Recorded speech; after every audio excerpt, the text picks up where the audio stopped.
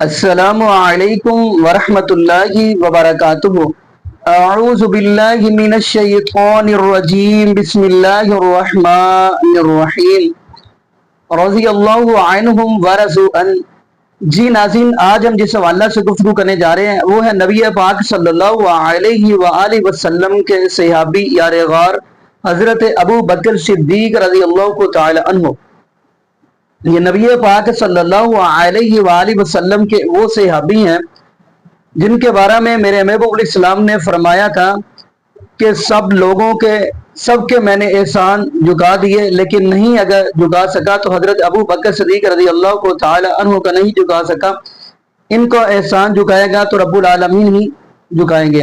تو ناظرین، جو بات ہم گفتگو کرنے جا رہے ہیں، جیسا کہ آپ کو پتہ ہے کہ وہ ظالم بندہ جو باہر بیٹھا ہوا ہے وہ نبی پاک صلی اللہ علیہ وآلہ وسلم کے صحابہ کے اوپر تبرہ کرتے ہیں۔ ناظرین، حضرت ابو بکر صدیق رضی اللہ کو تعالی عنہ کے ایمان پر شک کرتے ہیں۔ پہلے تو ہم ان کی گفتگو سنوائیں گے، ساتھ ہی آپ کو مرزا علی جن حفیظہ اللہ تعالیٰ نے جو جواب دیا وہ بھی تو ہم سنیں گے۔ یعنی مرزا علی جن حفیظہ اللہ تعالیٰ نے حضرت ابو بکر صدیق رضی اللہ کو تعالی عنہ کا ایمان ثابت کیا۔ یقین مانیے آپ حیران ہوں گے کہ حضرت ابو بکر صدیق رضی اللہ تعالی عنہ وہ ہیں نبی پاک صلی اللہ علیہ وآلہ وسلم جب ہجرت کے لیے نکلنے لگے تو سب سے پہلے آ کر دروازہ کھڑکایا تو حضرت ابو بکر صدیق رضی اللہ تعالی عنہ کا ہی کھڑکایا۔ حالانکہ ابو بکر صدیق رضی اللہ تعالی عنہ کو بلا بھی سکتے تھے میرے محبوب علیہ السلام، لیکن نبی پاک صلی اللہ علیہ وآلہ وسلم خود چل کر آئے ہیں۔ تو قرآن نے بھی اس چیز کی گواہی دی، فرمایا وَإِذْ يَمْكُرُ بِكَ الَّذِينَ كَفَرُوا لِيُثْبِتُوكَ أَوْ يَقْتُلُوكَ أَوْ يُخْرِجُوكَ وَيَمْكُرُونَ وَيَمْكُرُ اللَّهُ وَاللَّهُ خَيْرُ الْمَاكِرِينَ۔ تو میں چاہتا ہوں ناظرین قبل اس سے کہ ہم آگے تفصیلا لمبی گفتگو کریں تو آپ کو یہ اس بندے کی ویڈیو دکھاتے ہیں، نام تو میں لینا نہیں چاہتا، جو نبی پاک صلی اللہ علیہ وآلہ وسلم کے صحابہ کے ایمان پر شک کرے۔ میں تو اس کا ایمان بھی اس کا نام ہی نہیں لینا چاہتا۔ تو خیر ناظرین، ہم وہ گفتگو سنتے ہیں اور مرزا علی جن حفیظہ اللہ تعالیٰ کی گفتگو سنتے ہیں، پھر انشاءاللہ ناظرین آگے ہم بھی گفتگو کریں گے۔ تو آگے ناظرین مل کے گفتگو میرے بھائی ہم معاویہ پہ بات نہیں کرتے، ہم ابو بکر عمر عثمان عائشہ پہ بات کرتے ہیں، معاویہ کی باری نہیں ہے۔ ہم یہ غلطی نہیں کرتے ہم آپ کے ساتھ یزید پہ بات کریں، معاویہ پہ بات کریں۔ آپ آ جائے ابو بکر پہ بات کرتے ہیں، عمر پہ بات کرتے ہیں، ٹھیک ہے نا؟ معاویہ کو ہم پیغمبر مانیں گے، معاویہ کو ہم ملک مانیں گے۔ تم آ جاؤ ابو بکر عمر کا ثابت کرو نا، ثابت کرو وہ چیز جو ہم کہتے ہیں اس کے پاس نہیں تھا، اس کو ثابت کرو۔ ابو بکر عمر پہ بات کرنا ہے چشتی صاحب تو بات کرو، ہم معاویہ پہ ٹائم ضائع نہیں کرتے۔ تم معاویہ کو حضرت کہو، تم معاویہ کو ملک کہو، فرشتہ کہو، ہم بھی کہیں گے لیکن ہم بات کریں گے ابو بکر عمر پر۔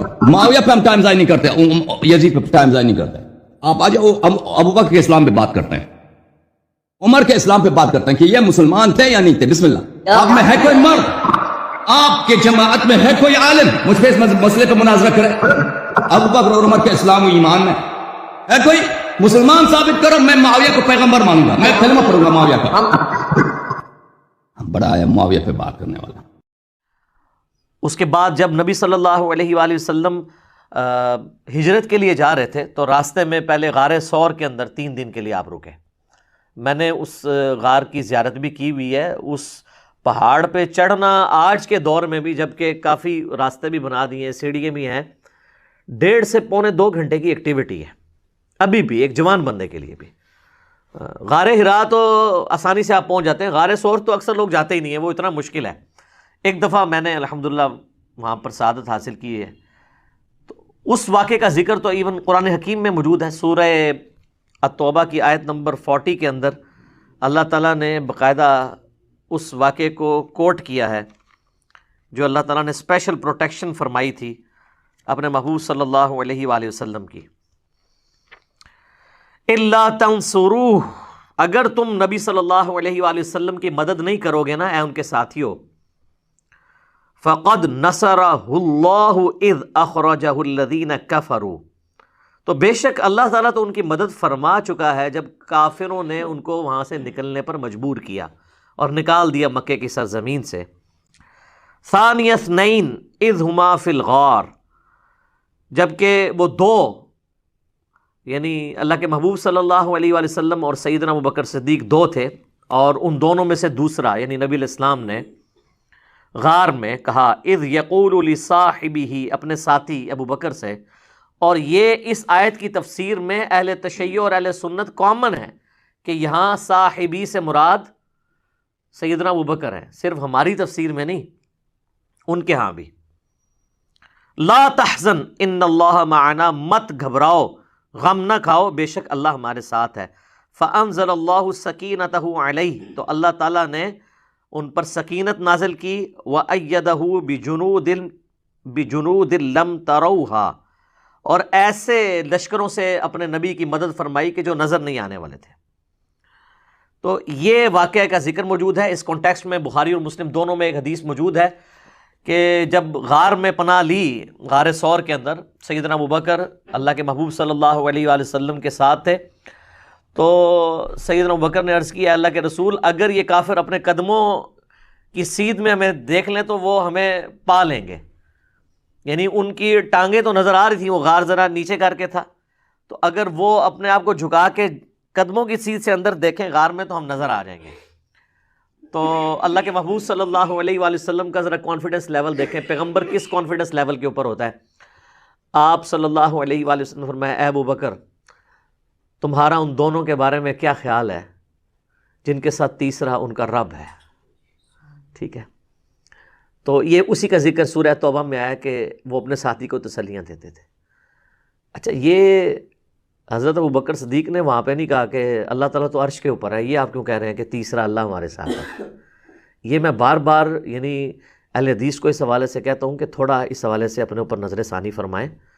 آپ استوا علی العرش کی ڈیٹیلز بھی اللہ پر چھوڑ دیں، اور اللہ کی جو انسانوں کے ساتھ معیت ہے اس کی ڈیٹیلز بھی اللہ کے سپرد کر دیں، اس کی تعویل نہ کریں، نہ آپ جہمیہ بنیں نہ مجسمہ بنیں، یہ معاملہ اللہ کے سپرد کریں۔ اللہ اپنے عرش پر مستوی ہے جیسا اس کی شان کے لائق ہے، وہ اپنے عرش پہ مستوی ہوتے ہوئے ہمارے ساتھ ہے، نحن اقرب الیہ من حبل الورید، وہ ہماری رگ جان سے بھی زیادہ قریب ہے جیسا کہ اس کی شان کے لائق ہے۔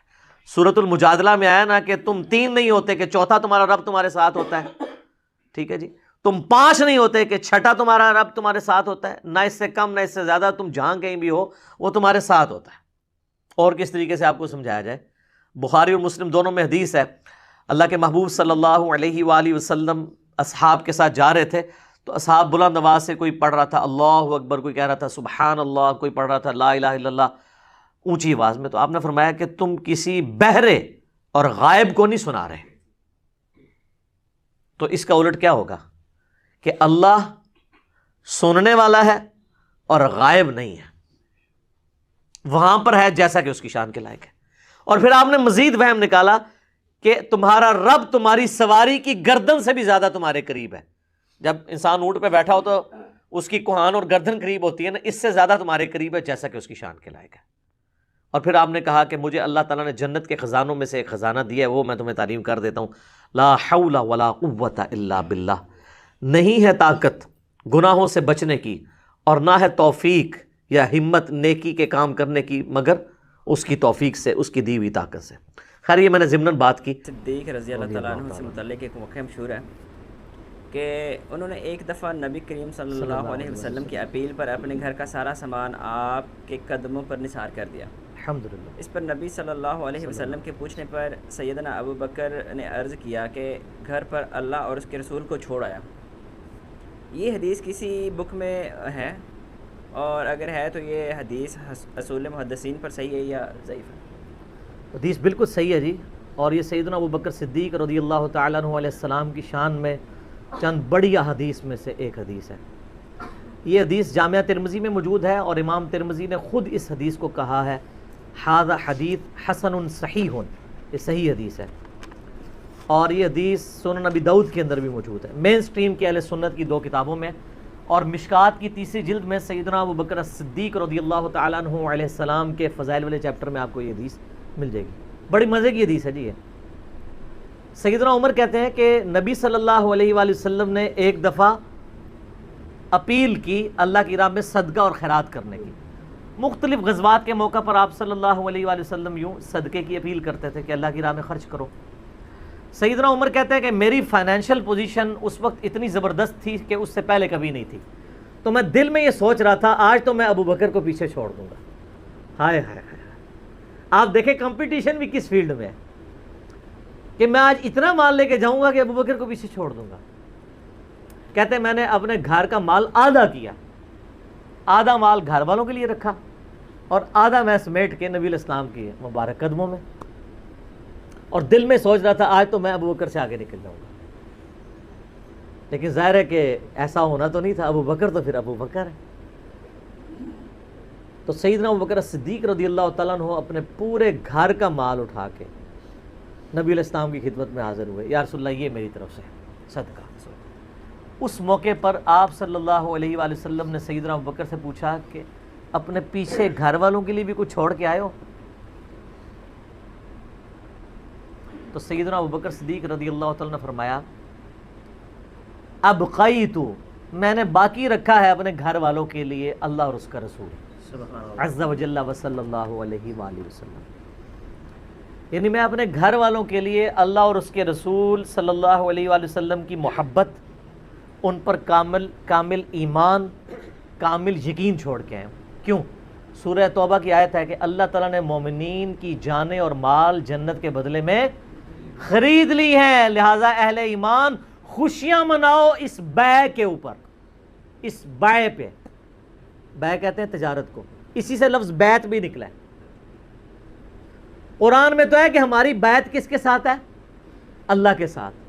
جنت کے بدلے میں جان اور مال کس کے ذریعے؟ رسول اللہ کے ذریعے صلی اللہ علیہ وآلہ وسلم. اللہ کے سامنے انسان اپنے آپ کو بیچ سکتا ہے, انسان کے سامنے نہیں. وہ لہٰذا وہ جو بیعت جب کروا رہے ہوتے ہیں کہتے ہیں نہیں بیعت کا مطلب آپ نے اپنا آپ ہمارے آگے بیچ دیا. وہ آپ کے آگے کیا بیچا ہے؟ ایک منی کے گندے قطرے کی جو پیداوار ہے اس کے آگے اپنے آپ کو بیچ دیا ہم نے کیا؟ نہیں, اللہ کے سامنے بیچا. انسانوں کو غلامی سے چھڑایا ہے نبی صلی اللہ علیہ وآلہ وسلم نے, نہ کہ انسانوں کا غلام بنایا ہے. یہ بیعت اللہ کے ساتھ ہے. جنت ملے گی جان اور مال کو اللہ کی راہ میں خرچ کرنے کے لیے. تو سیدنا ابو بکر نے کہا کہ میں اللہ اور اس کا رسول باقی چھوڑ آئے ہوں. اچھا, اس سے ہمارے بریلوی بھائیوں نے رزلٹ نکالا کہ نبی صلی اللہ علیہ وسلم حاضر و ناظر ہیں. شکر ہے کہ گوروں کو اردو نہیں آتی اور ان کو انگریزی نہیں آتی, ورنہ وہ لٹریچر کے ان الفاظ کا مذاق اڑاتے ہیں. یہ تو حضرت بکر کے بھی دماغ میں نہیں تھا کہ حاضر و ناظر کسی نے نکال لینا. یہ تو لٹریچر کی زبان میں بات ہو رہی تھی کہ میں اللہ اور اس کا رسول چھوڑا ہے. فزیکلی چھوڑنے کی بات نہیں ہو رہی تھی, نہ حاضر و ناظر نہ روحانی طور پہ. یہی بات ہو رہی تھی کہ اللہ اور اس کے رسول پہ جو ایمان ہے وہ ہمیں کافی ہے, اللہ تعالیٰ ہمیں اور دے گا. یہ ان کے دماغ میں نہیں تھا. پھر بھی اگر وہ کہتا نہیں اس سے مراد فزیکلی چھوڑنا ہے تو پھر تو ان کا عقیدہ بھی خراب ہو جائے گا. یہ تو ایون کہتے ہیں کہ آپ اللہ تعالیٰ کو عرش پہ مانیں تو یہ اس کے لیے مکان آپ مخصوص کر رہے ہیں, اور یہ عقیدہ شرک ہے. حنفی کہتے ہیں, وہ کہتے ہیں اللہ تعالیٰ زمان و مکان سے پاک ہے. تو اگر عرش پہ اللہ کو مانے تو یہ کہتے ہیں یہ تو گستاخانہ عقیدہ اور کفری عقیدہ ہے. اور حضرت ابوبکر کہہ رہے ہیں میں گھر میں اللہ کو چھوڑ کے آیا ہوں, تو گھر مکان ہے کہ نہیں؟ بالکل. تو ان کے نزدیک تو حضرت ابوبکر بھی پھر کافر ہو جائیں گے نعوذ باللہ, کیونکہ انہوں نے بھی تو مکان ثابت کیا نا اللہ کے لیے. کہتے ہیں نا اللہ نہ مکان ہے, اللہ کے لیے کوئی مکان نہیں ہے. یہ میں ان کا عقیدہ بتا رہا ہوں. ٹھیک ہے, تو پھر وہاں پھر آپ کو کہ نہیں یہ تو محاورتاً بات ہوئی ہے کہ اللہ اور اس کا رسول چھوڑا ہوں. یہ میں پھکی ساتھ دیتا ہوں. سر پھکی جو ہوتی ہے نا, جب کوئی علمی بات سنے نا اور آپ کے نظریات کے خلاف ہو تو پیٹ میں مروڑ اٹھتا ہے, تو ساتھ ہی جب ہم پھکی دیتے ہیں نا وہ مروڑ ٹھنڈا ہو جاتا ہے. یہ جو مروڑ اٹھا ہوگا نا وہ ساتھ ہی ٹھنڈا ہو جائے گا. آپ نے ان کو کہنا ہے کہ تو آپ کا بھی عقیدہ نہیں ہے کہ اللہ تعالیٰ حضرت ابوبکر کے مکان کے اندر ہے, کیونکہ آپ تو کہتے ہیں اللہ کے لیے مکان ثابت کرنا تو کفر ہے. تو پھر کیا, تو پھر آپ کو وہی معنی کرنا پڑے گا جو ہم کر رہے ہیں. یہ لٹریچر کی زبان میں بات ہو رہی ہے کہ میرے لیے اللہ اور اس کا رسول ہی کافی ہے. اچھا, یہ دیکھیں ان لوگوں نے پھر اس سے نا بڑی اور چیزیں بھی نکالی. وہ سورہ الزمر کی آیت ہے نا, الیس اللہ بکاف عبدہ, کیا اللہ اپنے بندے کے لیے کافی نہیں ہے؟ تو اہل حدیثوں نے اس کے سٹیکر چھپوا کے لگائے مختلف جگہ پہ. ان کی انٹینشن کوئی غلط نہیں تھی, لیکن اب جو بزرگوں کے بابوں کے ماننے والے ہیں انہوں نے کہا کہ جی جناب یہ تو مصیبت کھڑی ہو جائے گی، ہم نے تو بزرگوں کو بھی پکارنا ہے، یہاں تو صرف اللہ ہے، حالانکہ انہوں نے یہ نہیں دیکھا یہ تو قرآن کی آیت ہے، سورہ الزمر کی پارہ نمبر 24 کے پہلے صفحے کے اوپر، الیس اللہ بکاف عبدہ، کیا اللہ اپنے بندے کے لیے کافی نہیں ہے؟ انہوں نے اس کے مقابلے پہ سٹیکر چھاپے کہ میرے لیے اللہ، اس کا رسول، بزرگان دین، فلاں فلاں فلاں، جتنی وہ انہوں نے لگانی ہوتی ہیں نا وہ کافی ہیں، اور نیچے حدیث لکھی کہ حضرت بکر صدیق جب گھر کا سارا سامان لے کے آئے تو نبی علیہ السلام نے پوچھا باقی کیا چھوڑ آئے ہو؟ تو انہوں نے کہا میرے لیے اللہ اور اس کا رسول ہی کافی ہے۔ پہلی بات ہے یہ حدیث کے الفاظ ہی نہیں ہیں، انہوں نے کہا تھا میں اللہ اور اس کے رسول کو چھوڑ آیا ہوں۔ اس کا بالمفہوم ترجمہ آپ بنا سکتے ہیں، لفظی ترجمہ یہ تھا، لیکن چونکہ انہوں نے کافی کے مقابلے پہ کافی کرنا تھا نا تو ترجمہ چینج کیا، پہلی تو یہ ڈنڈی ماری، اور وہ تو اب ڈنڈی ہم نے اللہ کی وجہ سے ختم کر دی ان کی۔ میرا اس پہ کلپ بھی ایک ریکارڈ ہو چکا ہے، میرے لیے اللہ اور اس کا رسول کافی ہے۔ ہم مانتے ہیں اگر آپ دینی تعلیمات کی بات کریں تو ہمارے لیے اللہ اور اس کا رسول، نبی علیہ السلام کے صحابہ، آپ کے اہل بیت، تابعین، تبع تابعین، صحیح العقیدہ مسلمان سارے ہمارے لیے کافی ہیں، لیکن یہ تقدیر کے معاملات کی بات نہیں ہو رہی ہے، علم دین کے پوائنٹ آف ویو سے بات ہو رہی ہے۔ جب تقدیر سے کوئی چیزیں ریلیٹڈ ہوں گی پھر صرف اللہ کے ساتھ خاص ہے۔ یہ وہ ان معاملوں میں بھی کر رہے ہوتے ہیں کہ غیر اللہ کو پکارا جائے، یعنی آپ جو اللہ کے ساتھ عقیدہ رکھے ہیں نا کہ اللہ تعالیٰ آپ کی مشکل پریشانی حل کرتا ہے، ایاک نعبد و ایاک نستعین، وہ یہ عقیدے اپنے بابوں سے ریلیٹ کرنے کے لیے نا تو یہ پھر چیزیں گھڑتے ہیں اور اس میں اس طرح کی پلی لیتے ہیں۔ تو یہ سیدنا ابوبکر صدیق رضی اللہ تعالیٰ عنہ نے جن معنوں میں کہا وہ معنی یہی تھے کہ ہم اللہ اور اس کے رسول عز و جل و صلی اللہ علیہ وآلہ وسلم کے ساتھ اپنی محبت کو وہ سرمایہ سمجھتے ہیں کہ دنیا کے مال اس کے سامنے کوئی حیثیت نہیں رکھتا، اور یہ حقیقت بات ہے میرے بھائیوں۔ اس امت میں سیدنا ابوبکر صدیق رضی اللہ تعالیٰ عنہ کی مبارک ذات نبی صلی اللہ علیہ وآلہ وسلم کے ساتھ اور اللہ کے ساتھ کمٹمنٹ کی ایک اعلیٰ ترین مثال ہے۔ صحیح بخاری میں حدیث ہے، نبی صلی اللہ علیہ وآلہ وسلم نے فرمایا مجھ پہ مال اور وقت کے اعتبار سے تمام مخلوق میں سب سے زیادہ احسان ابوبکر کے ہیں۔ دو ہی چیزیں ہو سکتی ہیں نا، یا آپ کسی کو اپنا مال دے سکتے ہیں یا وقت۔ وقت زندگی، آپ بھی وقت دے کے یہاں بیٹھے ہوئے نا، یا مال خرچ کریں گے یا وقت۔ ایون جو مال بھی آپ خرچ کر رہے ہیں وہ بھی وقت ہی ہوتا ہے، کیونکہ وقت لگا کے آپ نے مال کمایا ہوتا ہے۔ نبی علیہ السلام نے فرمایا کہ اپنے وقت اور مال کے اعتبار سے سب لوگوں سے بڑھ کے مجھ پہ احسان ابوبکر کا ہے۔ اور اگر اس کے ساتھ ہی الفاظ ہیں بخاری مسلم میں، حدیث بخاری مسلم دونوں میں ہے، اگر میں دنیا میں اپنا خلیل کسی کو بناتا تو ابوبکر کو بناتا، لیکن میں نے اپنا خلیل اپنے رب کو بنایا ہے۔ سر توحید ہر جگہ اوپر ہے، ان صلاتی و نسکی و محیایا و مماتی للہ رب العالمین، بے شک میری نماز، میری قربانی، میرا جینا، میرا مرنا سب اللہ کے لیے۔ البتہ ابوبکر میرے دین کے اعتبار سے اور مودت کے اعتبار سے میرے دوست ہیں، میرے بھائی ہیں، لیکن خلیل اللہ ہی ہے۔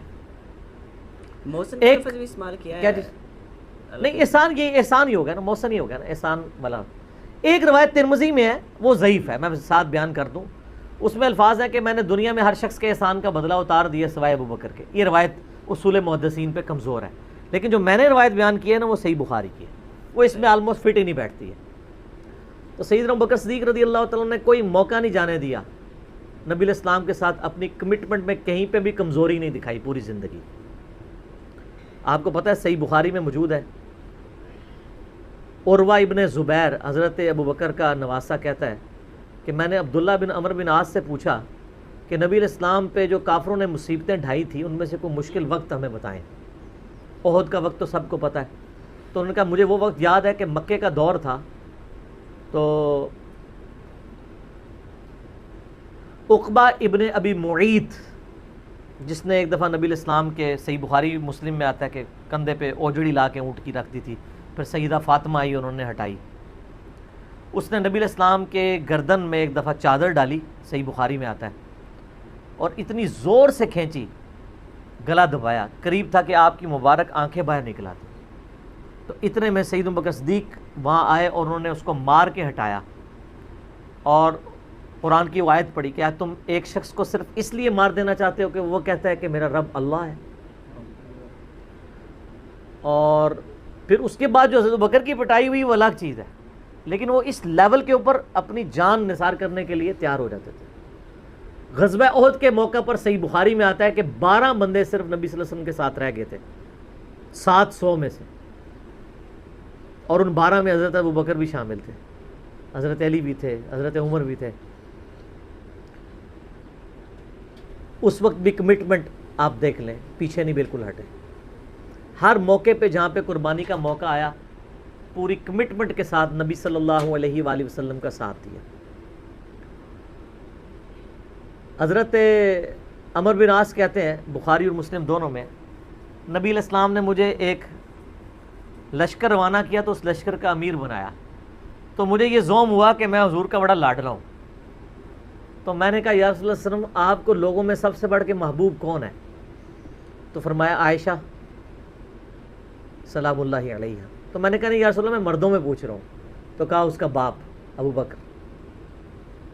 پوچھا اس کے بعد، کہا عمر. اور پھر کہتے ہیں میں حضور سے پوچھتا گیا، آپ نام لیتے کہ میرا نام کوئی نہیں لیا، پھر میں خاموش ہو گیا کہیں میں ان بندوں میں شامل ہی نہ ہوں. صحیح بخاری میں آتا ہے عبداللہ بن عمر رضی اللہ تعالیٰ عنہما کہتے ہیں کہ ہم نبی علیہ السلام کی موجودگی میں یہ کہا کرتے تھے کہ رسول اللہ صلی اللہ علیہ وآلہ وسلم کے بعد سب سے افضل ابو بکر ہیں، اور پھر عمر ہیں، اور پھر عثمان ہیں. اور اس کے بعد ہم صحابہ میں تفریق نہیں کیا کرتے تھے کہ کون کس سے اوپر ہے، ان تینوں کے بارے میں. لیکن یہاں پہ میں ایک ٹیکنیکل مسئلہ آپ کو بتا دوں کہ جب کبھی بھی صحابہ میں فضیلت کی بات ہو رہی ہوتی ہے نا تو وہ ایکسکلوڈنگ اہل بیت ہوتا ہے، کیونکہ صحابہ کرام بھی اہل بیت کو ایک الگ سے آئیڈینٹی تصور کرتے تھے، اور محدثین بھی. ورنہ تو ظاہر ہے کہ صحیح بخاری میں ہے، مسلم میں بھی، کہ فاطمہ میرے جگر کا ٹکڑا ہے، جس نے فاطمہ کو تکلیف دی اس نے مجھے تکلیف دی. سیدنا ابو بکر بھی کبھی یہ جرت نہیں کریں گے کہ کہیں کہ میں رسول اللہ کو فاطمہ سے بڑھ کے محبوب ہوں، کبھی بھی نہیں یہ جرت کریں گے. اس کے الٹ آپ کو حدیثیں بخاری مسلم میں مل جائیں گی، وہ ٹاپک الگ ہے. میں آپ کو ایک شرعی مسئلہ سمجھا رہا ہوں. محدثین کے ہاں، صحابہ کے ہاں جب کبھی بھی صحابہ کی فضیلت کی بات ہو رہی ہوتی ہے تو وہ ادر دین اہل بیت ہوتا ہے. یعنی اگر یہ فضیلت کی بات ہو رہی ہے تو اس میں حضرت فاطمہ، حسن و حسین، حضرت علی شامل نہیں ہیں، ان کا مقام وہ ہاں وہ الگ سے ہیں، وہ کیٹیگری الگ ہے، وہ اہل بیت کی کیٹیگری میں فال کرتی ہے. اور یہ اہل بیت کی کیٹیگری اتنی سٹرونگ ہے، آپ حدیث کی کتابوں میں دیکھیں گے کہ صحابہ کرام کے فضائل پہ چیپٹر الگ ہے، اہل بیت پہ الگ ہے، اور امہات المومنین پہ الگ ہے.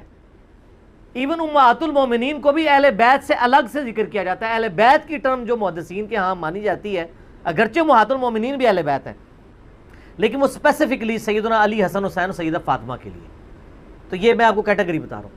تو بہرحال یہ خود مولا علی علیہ السلام کے بارے میں صحیح بخاری میں آتا ہے، محمد ابن حنفیہ نامی ایک عورت سے حضرت علی کا بیٹا تھا، اس کا نام تھا محمد. حضرت فاطمہ کی زندگی میں تو حضرت علی نے دوسری شادی نہیں کی، وہ صحیح بخاری مسلم میں آتا ہے، نبی علیہ السلام نے ان کو منع کیا تھا، یہ ان کی خصوصیت تھی. بعد میں انہوں نے کچھ شادیاں کی، اس سے بھی اولاد ہوئی، جس میں حضرت سیدہ حنفیہ نامی ایک عورت تھیں، ان سے ایک بیٹا تھا محمد ابن حنفیہ. صحیح بخاری میں آتا ہے حضرت ابو بکر کے فضائل کے چیپٹر میں کہ محمد ابن حنفیہ کہتا ہے کہ میں نے اپنے والد علی ابن ابی طالب سے پوچھا، ابا جان بتائیں رسول اللہ کے بعد اس امت میں سب سے افضل کون ہے؟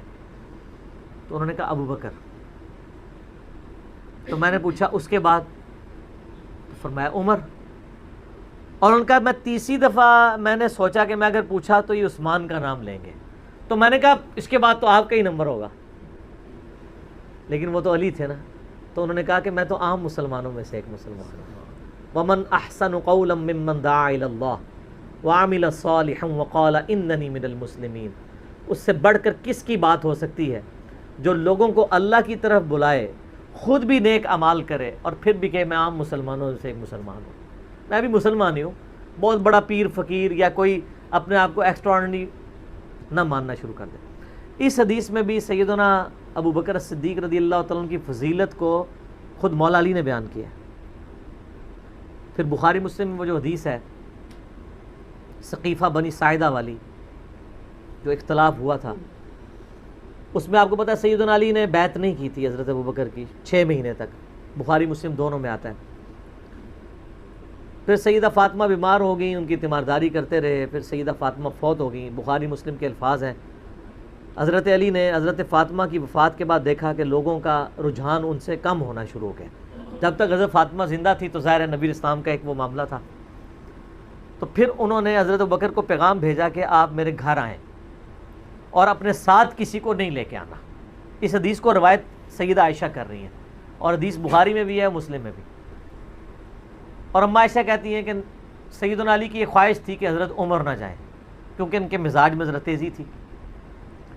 تو حضرت ابوبکر حضرت علی کے گھر جانے لگے تو حضرت عمر نے روک لیا، ان کا آپ کو میں اکیلے نہیں جانے دوں گا۔ ہائے ہائے، ابو بکر تو پھر ابو بکر ہے نا، انہوں نے کہا اللہ کی قسم نبی کے گھر والوں سے ہمیں کوئی شر کی امید نہیں ہے۔ ان کو تھا کہیں بلا کے ایجنسیوں کے ہاتھوں گرفتاری نہ کروا دیں، آج کے دور میں بات کروں۔ تو حضرت بکر اکیلے گئے۔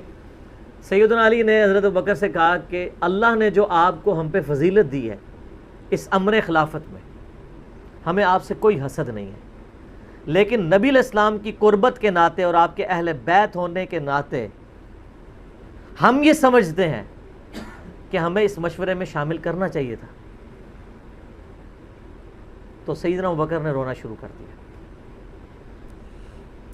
رونے کا مطلب یہ تھا کہ انہوں نے اس چیز کو ایکسیپٹ کیا کہ یہ ٹیکنیکلی مسئلہ مس ہینڈل ہوا ہے، لیکن وہ کیوں ہوا وہ میں نے پورا 3 گھنٹے کا لیکچر ریکارڈ کروایا۔ مسئلہ 55B، وصی رسول کون ہے اور حدیث قرطاس کا تحقیقی جائزہ۔ جب رونا شروع کیا تو سیدنا علی نے کہا کہ بس اب میں آپ کی اعلانیہ بیعت کروں گا، یہ ہے للہیت، ورنہ وہ کہتے ہیں کہ ابوبکر میں بیعت کرتا ہوں باہر جا کے بتا دینا، یہ کام ہوتا تو اکڑ والا ہوتا، لیکن وہ تو علی تھے، اکڑ تو دور دور تک نہیں تھی، زہد تھا، عاجزی تھی، اللہ کا تعارف تھا۔ کہا میں اعلانیہ بیعت کروں گا آپ کی۔ آج کے ہوتے تو کہتے جی باہر جا کے آپ بتا دیں، میں ایک ٹویٹ کر دوں گا پیچھے سے کہ بس ہو گئی ہے ہمارا آپس میں۔ نہیں، ظہر کے وقت بخاری مسلم کے الفاظ ہیں، سیدنا ابوبکر نماز کے بعد ممبر پہ چڑھے اور حضرت علی کے فضائل بیان کیے، اور پھر بیان کیا کہ ان کے بیعت نہ کرنے کی وجہ کیا تھی، اور پھر ممبر سے نیچے اتر آئے۔ پھر حضرت علی ممبر پہ چڑھے اور حضرت ابوبکر کے فضائل بیان کیے اور اپنے بیعت نہ کرنے کی وجوہات بتائیں، اور پھر اعلانیہ بیعت کی، اور حضرت علی ممبر سے اترے تو تمام مسلمان پھر حضرت علی سے خوش ہو گئے کہ انہوں نے اس مسئلے میں قربانی والا معاملہ کیا۔ تو یہ بھی ایک موقع تھا۔ اس میں الفاظ ہیں کہ حضرت ابوبکر کہتے ہیں اللہ کی قسم حضرت علی سے روتے ہوئے کہ مجھے نبی کے گھر والے اپنے گھر والوں سے بڑھ کے عزیز ہیں۔ اور آپ کو مزے کی بات بتاؤں، صحیح بخاری میں ایک کرٹیکل حدیث ہے حسن و حسین کے چیپٹر کے اندر، امام بخاری نے ڈالی ہے، وہ امہات المومنین کے چیپٹر میں نہیں ہے، حسن و حسین والے چیپٹر میں ہے، کہ حضرت ابوبکر کہتے ہیں کہ رسول اللہ کے قرب کو ان کے اہل بیت کے قرب میں تلاش کرو۔ کون کہہ رہے ہیں؟ حضرت ابوبکر۔ اور اہل بیت سے مراد کون؟ سیدنا حسن و حسین، کیونکہ امام بخاری نے اس حدیث کو، حضرت ابوبکر کے قول کو حضرت حسن و حسین والے چیپٹر میں لیا کہ محمد صلی اللہ علیہ وآلہ وسلم کی قربت کو ان کے اہل بیت کی قربت میں تلاش کرو۔ تو سیدنا ابوبکر صدیق رضی اللہ تعالیٰ عنہ کو نبی علیہ السلام سے نسبت رکھنے والی ہر چیز بڑی بڑھ کر محبوب تھی، چاہے وہ آپ کے اہل بیت ہوں یا آپ صلی اللہ علیہ وآلہ وسلم کی قریبی کو رشتہ دار ہوں، ہر معاملے میں۔ اس لیے آپ دیکھیں نا، کمپرومائز آپ کو کہیں نظر نہیں آتا۔ سر بخاری میں آتا ہے کہ صلح حدیبیہ کے موقع پر حضرت عمر سے بھی تھوڑی سی مس ہینڈلنگ ہو گئی تھی، یا رسول اللہ ہم کیا حق پہ نہیں ہیں، پھر دب کے کیوں صلح کر رہے ہیں؟ حضور نے فرمایا کہ میں اللہ کا پیغمبر ہوں۔ پھر بھی تسلی نہیں ہوئی، حضرت ابوبکر کے پاس آئے، پھر حضرت ابوبکر نے ڈانٹا کہ عمر وہ اللہ کے پیغمبر ہے۔ اور حضرت عمر کہتے ہیں مجھے پوری زندگی اس چیز کا غم رہے گا کہ میں نے بڑی جرأت دکھائی۔ الٹیمیٹلی ثابت ہوا کہ صلح حدیبیہ والا جو معاملہ تھا وہ مسلمانوں کے حق میں شامل ہوا، لیکن حضرت ابوبکر کا آپ ایمان کا لیول دیکھیں کہ وہ سرکمسٹانسز پہ نہیں جاتے تھے، وہ کہتے تھے اللہ کے پیغمبر نے فیصلہ کیا الٹیمیٹلی اسی میں خیر ہوگی۔ ان کا ایمان اس لیول کا تھا کہ وہ عقلی دلائل کو بعد میں رکھتے تھے، اور وہاں پہ بھی آپ کو نظر آیا ہے۔ اور انہوں نے حضرت عمر کو کہا کہ عمر وہ اللہ کے پیغمبر ہیں، جو فیصلہ کر رہے ہیں وہ ٹھیک ہے۔ اسی لیے ہر مسئلے میں آپ کو احتیاط کا پہلو نظر آتا ہے. پھر بخاری میں آتا ہے جب مرتدین زکوٰۃ تھے، حضرت عمر جیسے لوگ بھی کہہ رہے تھے اتنے معاذوں پہ آپ جنگ نہ کھولیں، پہلے کچھ قبائل مرتد ہو گئے ہیں، رومن امپائر چڑھی دوڑی ہے، پرشین امپائر کے ساتھ ہم نے سارے معاملات شروع کیے ہوئے ہیں، اتنے معاذوں پہ ہم کیسے لڑیں گے؟ تو سیدنا ابوبکر نے کیا کہا تھا؟ اللہ کی قسم کو رسول اللہ کے زمانے میں جانور دیتا تھا اور اس کے ساتھ ایک رسی بھی دیتا تھا، اور اب نہیں دے گا نا میں اس کے خلاف بھی قتال کروں گا، اکیلا مجھے کرنا پڑے. جس طرح نماز اللہ کا حق ہے اسی طریقے سے زکوٰۃ بھی اللہ کا حق ہے. جو نماز اور زکوٰۃ میں فرق کرے گا میں اس کے خلاف قتال کروں گا. وہ ریٹ آف دی گورنمنٹ کو چیلنج کر رہا ہے. حضرت عمر کے الفاظ ہیں بخاری میں کہ اللہ تعالیٰ نے ابوبکر کا سینہ کھول دیا تھا اس مسئلے میں، اور ابوبکر کی باتیں سن کے ہمارا سینہ بھی کھل گیا. حالانکہ پورے صحابہ ایک طرف کھڑے تھے، ابوبکر ایک طرف کھڑے ہوئے تھے. ان کی جو نبی علیہ السلام سے کمٹمنٹ تھی نا وہ ان کو ہٹنے نہیں دیتی تھی. صحیح بخاری میں آتا ہے، آپ کو پتہ ہے لشکر اسامہ کے اوپر بڑے بڑے صحابہ نے اعتراض کیا کہ یہ اسامہ تو کل کا بچہ ہے 15-16 سال کا، اتنے سینئر صحابہ اس کے انڈر لگا دیے ہیں. نبی علیہ السلام نے وفات کی وصیت کی تھی کہ لشکر اسامہ بھیجنا ہے اور رومن امپائر، کیونکہ انہی کے باپ شہید ہوئے تھے نا زید ابن حارثہ غزوہ موتا کے اندر. اب جب نبی علیہ السلام کی وفات ہوئی تو پھر لوگوں کو آ کے لوگ مشورے دے رہے ہیں حضرت ابوبکر کو کہ اب تو آپ نے ڈیسیژن کرنا ہے تو اسامہ کو چینج کر دیں. ہائے ہائے ہائے، انہوں نے کہا میں اسامہ کو جس کو نبی علیہ السلام نے امیر مقرر کیا میں اس کو چینج کروں؟ یہ ہو بھی نہیں سکتا. یہ ان کی کمٹمنٹ کا لیول تھا. تراویح کی جماعت نہیں شروع کرائی سر، کمٹمنٹ کا لیول دیکھیں. بھئی نبی علیہ السلام نے نہیں کرائی، میں نے بھی نہیں کرانی. حضرت عمر نے بھی 3 سال نہیں کی، بعد میں کروائی، لیکن اس میں ساتھ ہی انہوں نے، صحیح بخاری میں موجود ہے کہ اس سے افضل یہ ہے کہ جو رات کے آخری پہر میں اٹھ کے کوئی گھر میں نماز پڑھ لیں. یہ صرف جواز کی حد تک تھا. لیکن حضرت ابوبکر کی احتیاط کا لیول آپ دیکھیں، انہوں نے تراویح کی جماعت بھی نہیں شروع کروائی کہ نبی علیہ السلام نے نہیں کروائی، میں کیوں کرواؤں؟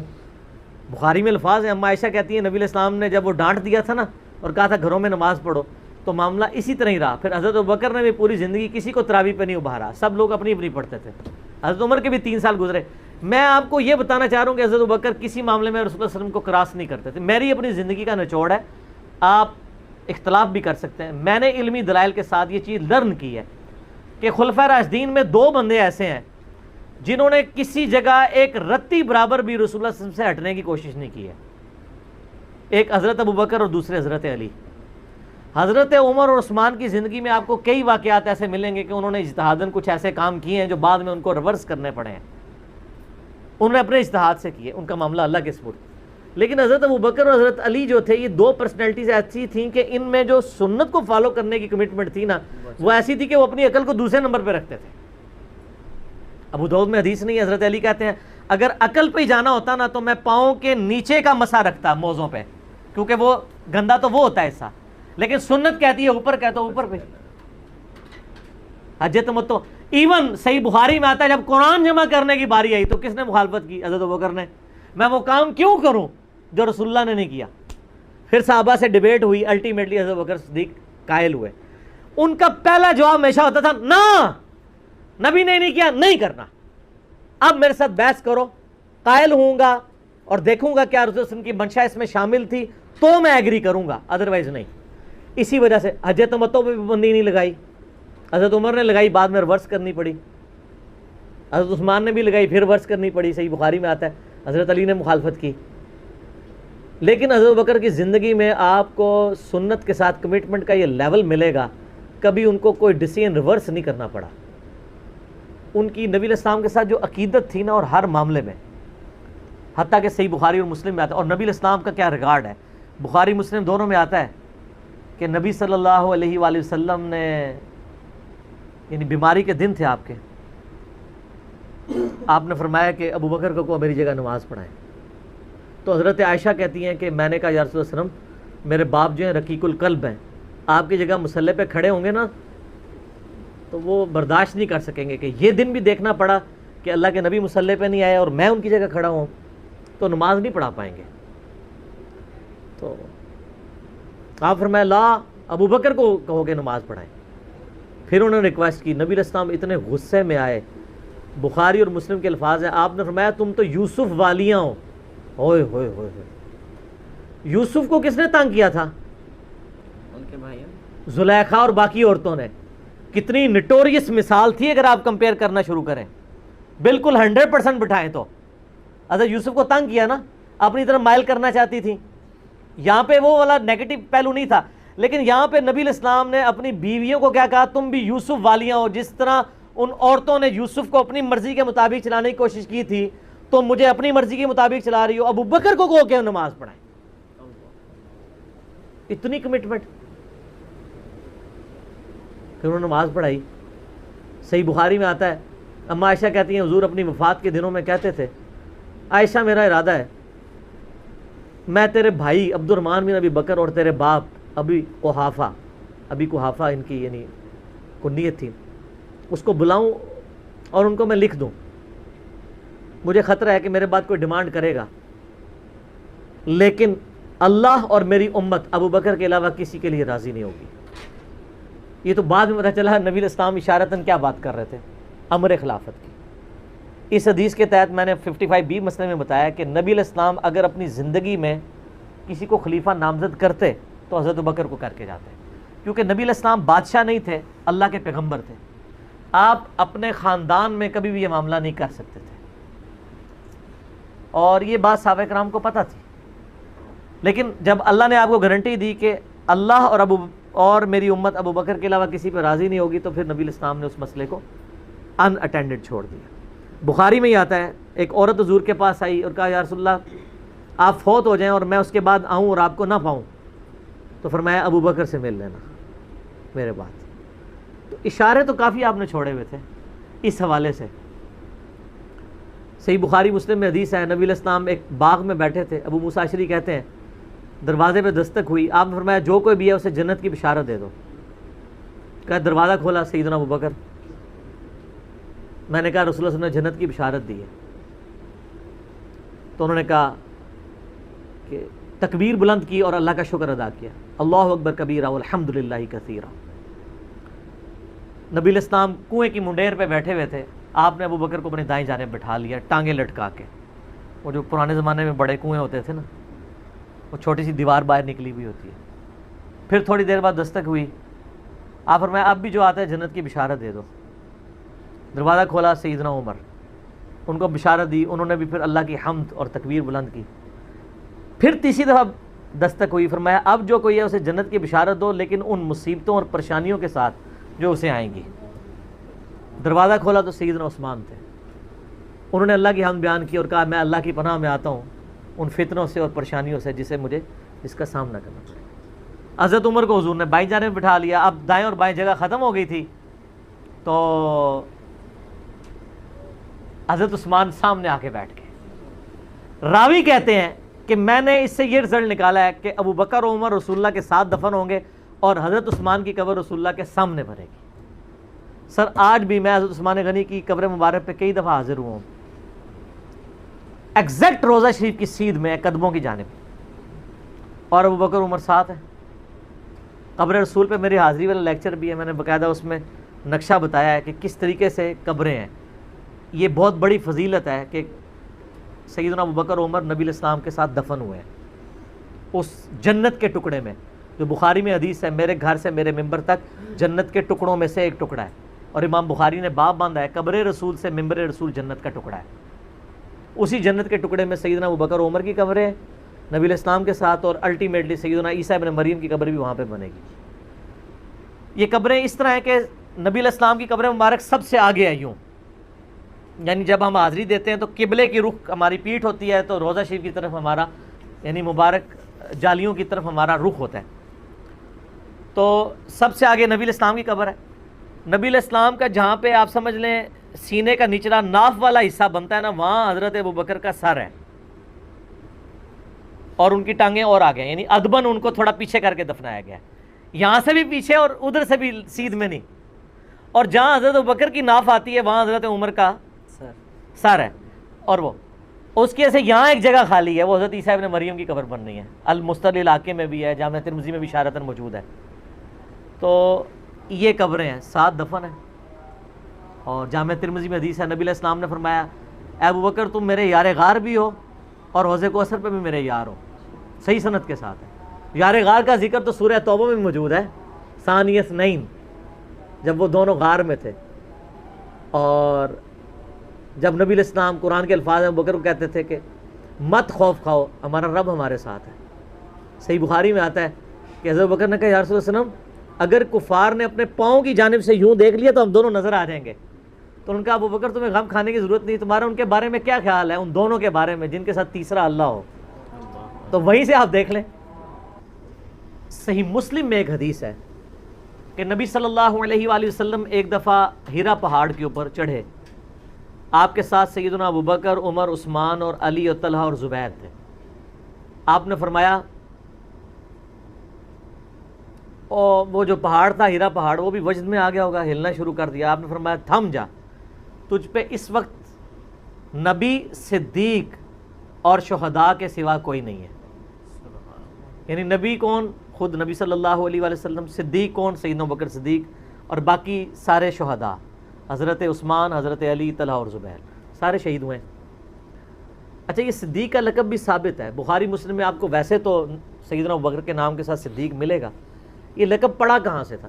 وہ دلائل النبوہ امام بیہقی کی کتاب میں بھی ہے، سنن طبرانی کے اندر بھی، اور کئی کتابوں میں موجود ہے، صحیح ابن حبان میں، ابن خزیمہ میں، کہ معراج کے موقع کے اوپر جب نبی صلی اللہ علیہ وآلہ وسلم نے بتایا کہ راتوں رات اللہ نے مجھے بیت المقدس سے تک، خانہ کعبہ سے بیت المقدس اور وہاں سے آسمانوں کی سیر کروائی ہے، تو آپ کو سیدنا ابوبکر کو آ کے کافروں نے کہا کہ دیکھو تمہارا ساتھی کس طرح کی باتیں کر رہا ہے۔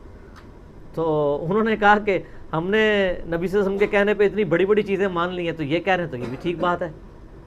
تو یعنی وہ تصدیق کرنے والے بنے، اس وجہ سے ان کو صدیق کہا جاتا ہے۔ ویسے تو قرآن حکیم میں انبیاء کے بعد جو درجہ آیا ہے من النبیین والصدیقین والشہداء والصالحین، وہ بھی الگ سے ہے اس حوالے سے۔ ابو بکر کا مطلب یہ ہر کام میں پہل کرنے والا۔ اور جامع ترمذی میں حدیث ہے، نبی علیہ السلام نے فرمایا ابو بکر عتیق ہے، آگ سے آزاد کیا گیا۔ جو اشرم وشرہ والی 10 صحابہ کو ایک مجلس میں جنت کی بشارت ہے، اس میں پہلے نمبر پہ ابو بکر فی الجنہ، عمر فی الجنہ، عثمان فی الجنہ، علی فی الجنہ، طلحہ فی الجنہ، زبیر فی الجنہ، عبد الرحمن بن عوف فی الجنہ، ابو عبیدہ ابن جرح فی الجنہ، سعید ابن زید فی الجنہ، سعد ابن ابی وقاص فی الجنہ۔ یہ 10 کے 10 صحابہ کو ایک مجلس میں جنت کی بشارت ملی ہے۔ سیدنا ابوبکر کی نبی علیہ السلام کے ساتھ کمٹمنٹ کا آپ لیول دیکھیں کہ مزاج آپ کو پتہ بڑا نرم تھا، لیکن جہاں نبی علیہ السلام کا معاملہ آتا تھا تو آپ سے زیادہ مضبوط شخص کوئی نہیں تھا۔ مضبوطی کا تعلق جسم کے مضبوط ہونے سے نہیں ہوتا، ایمان کے مضبوط ہونے سے ہوتا ہے۔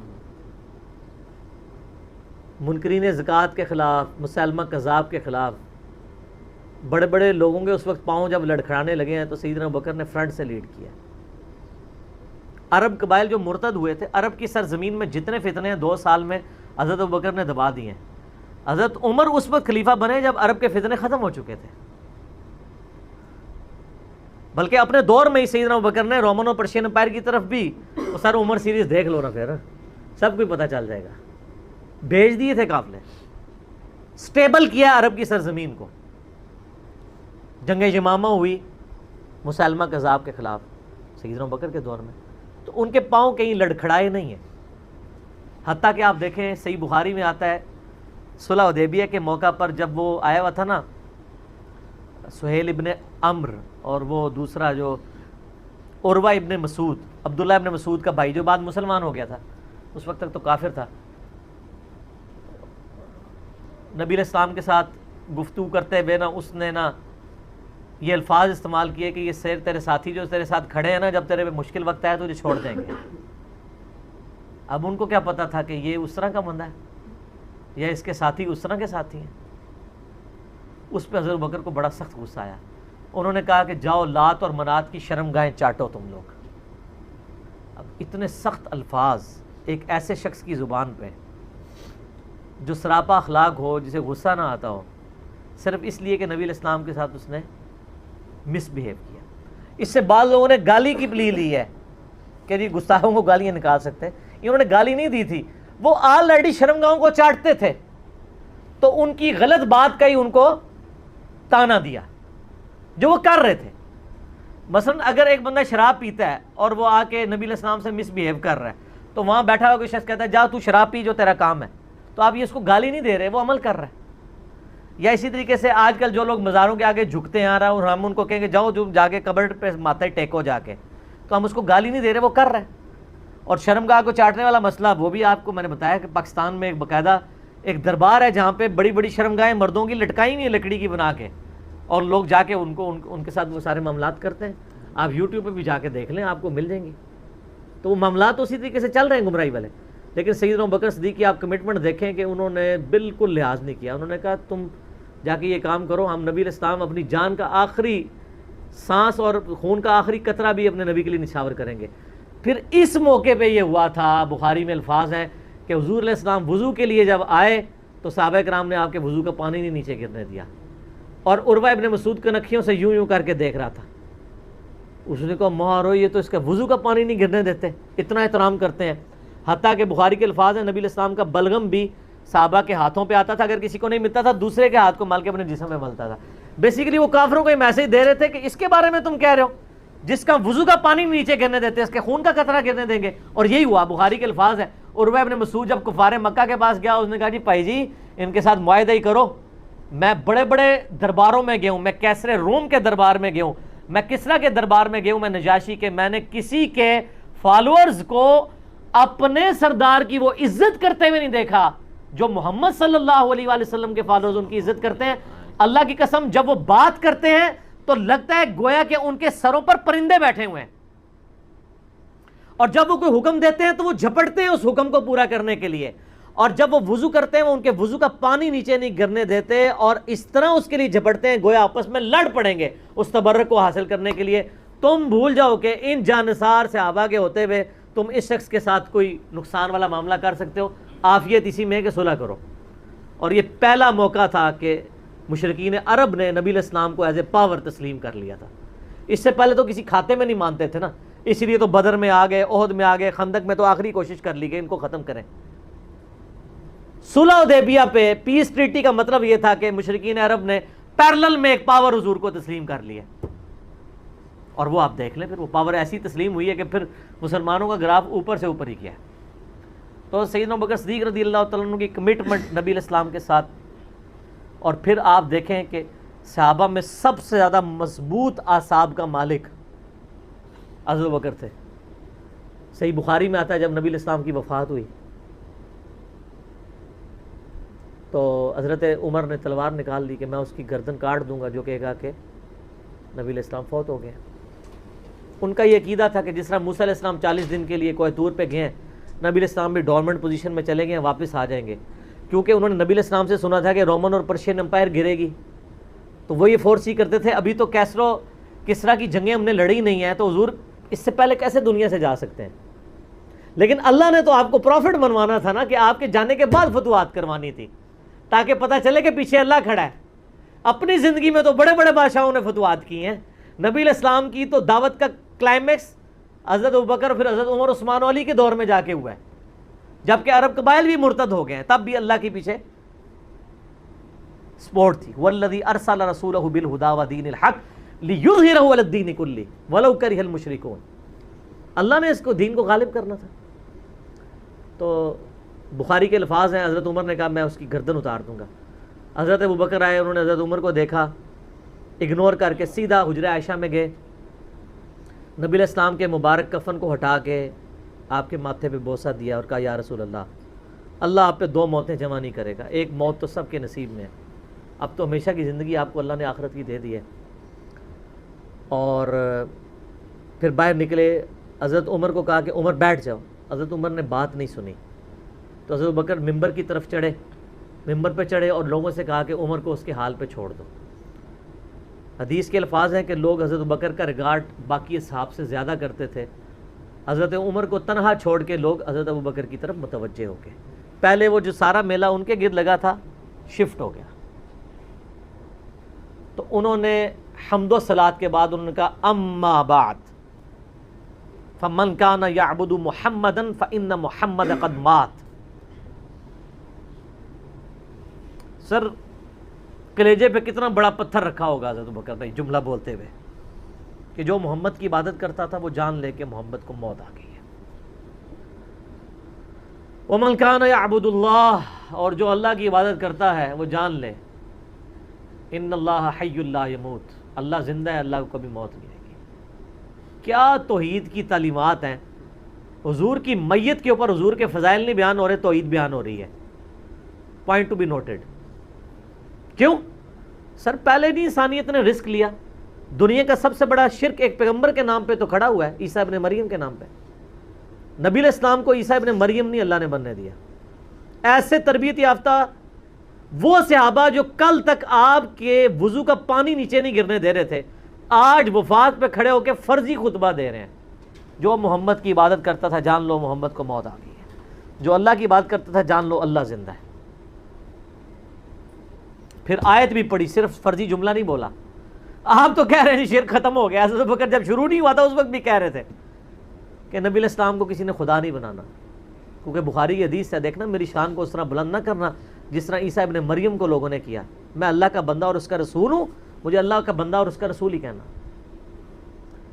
سر وارفتگی، دیوانگی، عشق کی ساری کیفیت حضور کی وفات کے بعد بالکل چینج ہوگی صحابہ کی۔ ہونا تو چاہیے تھا، جو وضو کا پانی نہیں گرنے دے رہے تھے جا کے قبر کی مٹی چاٹنا شروع کر دیتے، ایسا نہیں ہوا۔ وہ تعلیمات کی باؤنڈریز کو کراس نہیں کرتے تھے۔ تو پھر انہوں نے آیت پڑھی، سورہ آل عمران آیت نمبر 144، وما محمد الا رسول قد خلت من قبلہ الرسل افإن مات او قتل انقلبتم علی اعقابکم۔ محمد تو نہیں مگر ایک رسول ہی، اگر یہ فوت ہو جائیں یا دین جو جنگ میں قتل کر دیے جائیں، شہید ہو جائیں، کیا تم دین سے الٹے قدم پھر جاؤ گے؟ جو کوئی دین سے الٹے قدم پھیرے گا اللہ کا کوئی نقصان نہیں کرے گا اور اللہ ثابت قدم رہنے والوں کو جزا دے گا۔ پھر سورہ الزمر کی آیت نمبر 30 پڑھی، انک میت وانہم میتون۔ اے نبی تمہیں بھی مرنا ہے اور ان کو بھی موت آنی ہے، تمہارے مخالفین کو، پھر تم اللہ کے حضور جھگڑو گے، اللہ تمہارا فیصلہ کرے گا۔ یہ سیدنا ابوبکر کی حضور کی وفات کے وقت استقامت تھی۔ پھر جھگڑا کھڑا ہو گیا، حضور کو دفنانا کدھر ہے؟ جامعہ ترمذی میں حدیث ہے، سیدنا ابوبکر کہتے ہیں کہ میں نے نبی علیہ السلام سے یہ بات سنی تھی کہ اللہ اپنے پیغمبر کو وہیں پہ موت دیتا ہے جو اس کے لیے سب سے پسندیدہ جگہ اللہ کے نزدیک ہوتی ہے۔ تو حضور کی جو چارپائی ہے نا، اس کے نیچے ان کی قبر کھودو، وہاں پہ اللہ نے ان کو موت دی ہے۔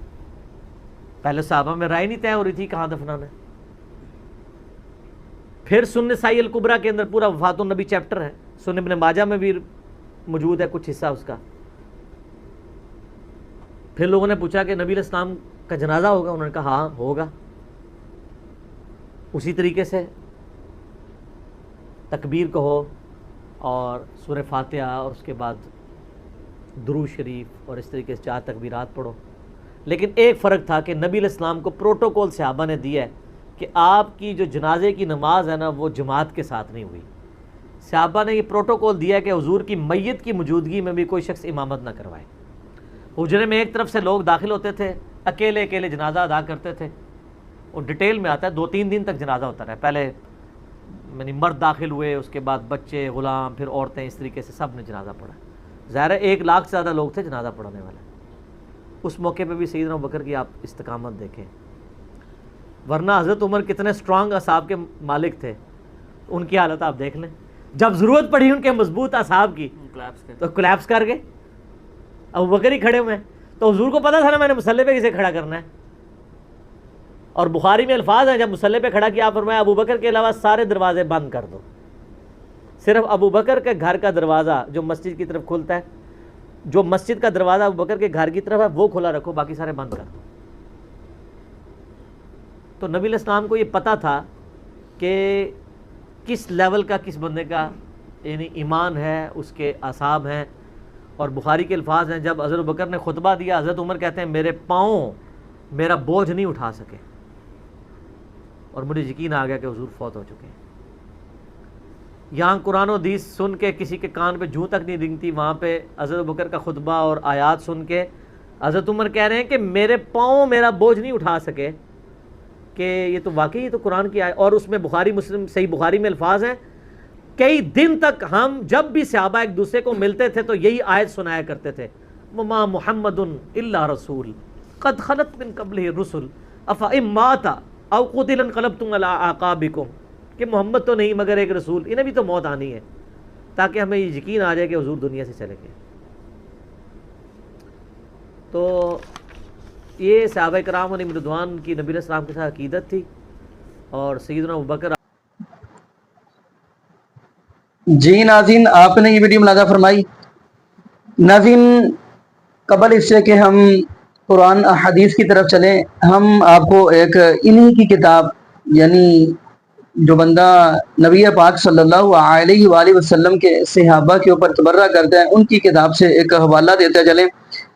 یہ ہے کتاب مجالس المؤمنین، اور تیسری مجلس، صفحہ نمبر ہے 89، یعنی 1 کم 90. نور اللہ بن شرف الدین اشوستری مغل بادشاہ جہانگیر کے دورہ حکومت میں لاہور کا قاضی تھا اور شیعہ مذہب کا جید عالم تھا. اس نے اپنی کتاب مجالس المؤمنین کے اندر کیا لکھا کہ حضرت سلمان فارسی رضی اللہ تعالی عنہ سے نقل کیا ہے کہ نبی پاک صلی اللہ علیہ وآلہ وسلم صحابہ کے پاس بیٹھا کرتے اور فرمایا کرتے تھے: ما سبقکم ابو بکر بصوم ولا صلاۃ ولا کل شیء وقرئ فی قلبہ. یعنی اس کا ترجمہ کیا ہے کہ نبی پاک صلی اللہ علیہ وسلم حضرت ابو بکر صدیق رضی اللہ تعالی عنہ کے بارے میں فرمایا کرتے تھے کہ ابو بکر صدیق رضی اللہ تعالی عنہ تم سے نماز روزوں کی وجہ سے افضل نہیں ہے، بلکہ وہ دل کے اخلاص اور تقوی کی وجہ سے تم سے افضل ہے. یعنی ان کی ہی کتاب ہے. اب ناظرین، میں چاہتا ہوں آپ کو ایک اور حدیث سناتا چلوں. اب میں آپ کو نبی پاک صلی اللہ علیہ وآلہ وسلم کا فرمان بھی سنا دوں. نبی پاک صلی اللہ علیہ وآلہ وسلم کے صحابہ تشریف فرمائے ہیں، جمع ہیں. تو نبی پاک صلی اللہ علیہ وسلم فرمانے لگے، یہ حدیث ہے صحیح مسلم اور کتاب الزکات کے اندر آپ کو یہ حدیث مل جائے گی، اور اس حدیث کے راوی ہیں حضرت ابو ہریرہ رضی اللہ تعالی عنہ. تو نبی پاک صلی اللہ علیہ وسلم فرمانے لگے، تمام صحابہ جمع ہیں، فرمایا: من اصبح منکم اليوم صائما قال ابا بکر. نبی پاک صلی اللہ علیہ وآلہ وسلم فرمانے لگے، آج کے دن روزہ کون رکھ کر آیا؟ تو حضرت ابو بکر صدیق رضی اللہ تعالی عنہ فرمانے لگے: قال ابا بکر، اللہ کے محبوب علیہ السلام جی میں رکھ کر آیا ہوں. اور اگلی بھی بات کرتے چلیں. اب نبی پاک صلی اللہ علیہ وآلہ وسلم فرمانے لگے: قال فمن تبع منکم اليوم الجنازہ. آج کے دن جنازہ کون پڑھ کے آیا ہے؟ فرمایا: قال ابا بکر. ابو بکر صدیق رضی اللہ تعالی عنہ فرمانے لگے کہ ابو بکر صدیق رضی اللہ تعالی عنہ پڑھ کر آئے ہیں. پھر میرے محبوب علیہ السلام فرمانے لگے: قال فمن اطعم منکم اليوم مسکینا. قال ابا بکر. نبی پاک صلی اللہ علیہ وآلہ وسلم فرمانے لگے: آج کے دن مسکین کو کھانا کون کھلا کر آیا؟ تو حضرت ابو بکر صدیق رضی اللہ تعالی عنہ فرمانے لگے: اللہ کے محبوب علیہ السلام جی میں کھانا کھلا کر آیا ہوں. پھر نبی پاک صلی اللہ علیہ وآلہ وسلم فرمانے لگے: قال فمن عاد منکم اليوم مریضا. قال ابا بکر. فرمایا آج کے دن بیمار کی بیمار پرسی کون کر کے آیا؟ تماتاری کون کر کے آیا؟